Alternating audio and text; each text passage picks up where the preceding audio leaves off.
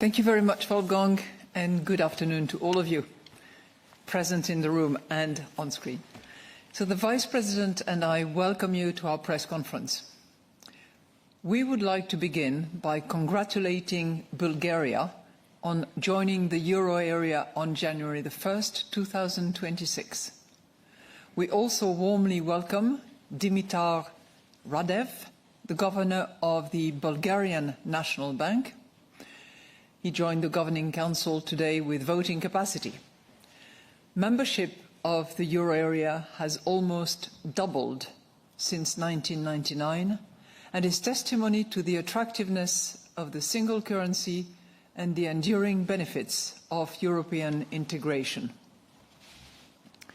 We will now report on the outcome of today's meeting.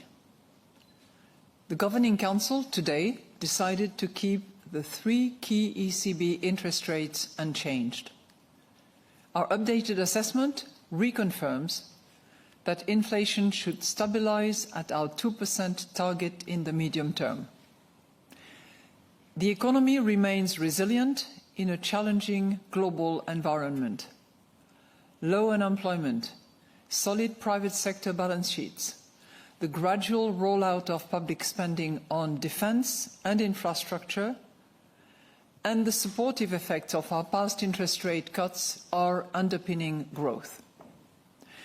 At the same time, the outlook is still uncertain, owing particularly to ongoing global trade policy uncertainty and geopolitical tensions. We are determined to ensure that inflation stabilises at our 2% target in the medium term. My first question is on the risk assessment. Given the events of recent weeks, including new tariff threats by the US, would you say that inflation and economic risks on both sides have become more pronounced again, and has the ECB's good place perhaps become a little less comfortable? And then I'm also curious how you discussed the euro's exchange rate this week during your meeting. Has the recent appreciation against the dollar perhaps increased any concerns in the Governing Council that inflation might turn out lower than expected?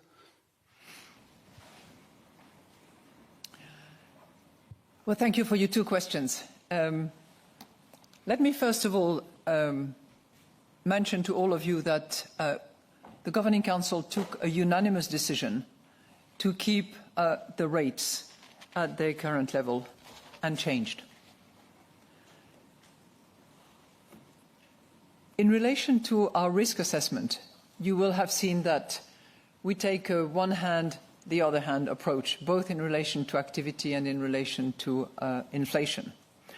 And if you look at the balancing act between the two, we are, as I would call it, in a broadly balanced situation when it comes to risk assessment. And some risks have ticked up, others have ticked down, but on balance, taking the various specific elements that we make sure we list in a rather exhaustive way, we believe that we are in a broadly balanced situation at the moment. So, on the exchange rate, because I know that this is a question that has been on the mind of some, I just want to remind you, and this will not come as a surprise, that we do not target an exchange rate in terms of policy target. But we also recognise that it is important for growth and inflation outlook, both. So for that reason, we always keep a close eye on exchange rate developments, and the Governing Council discussed this matter today. Now, what we observed collectively is that the dollar has depreciated measurably against the euro, but not in the last few days, but since March 2025. That's when you see the significant change at the time. And in the last few weeks, actually since the summer, it has fluctuated within a range. And whether you look at the euro-US dollar, whether you look at nominal effective exchange rate, the story is the same.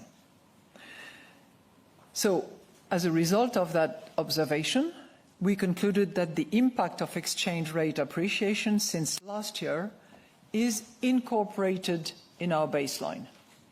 Okay?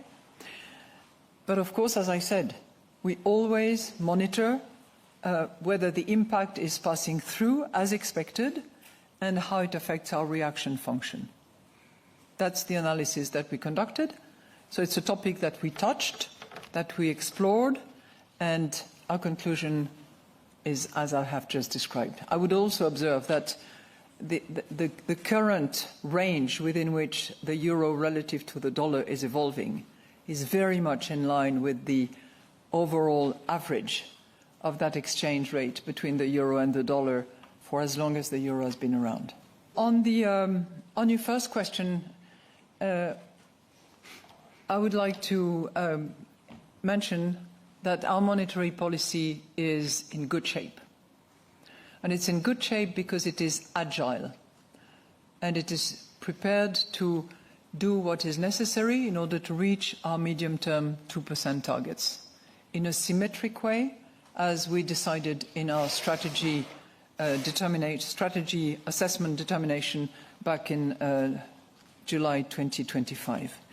So I'm not trying to characterize the hawkishness or the dovishness. This is something that you enjoy doing and that markets look at very attentively. But we are data dependent. We will decide meeting by meeting. We are not rate path predetermined. We do not give forward guidance. We are in this world of significant uncertainty where geopolitics developments determine a lot of developments, and that's what we're going to continue doing. Core inflation, you're right, it's one of the underlying inflation elements that we consider.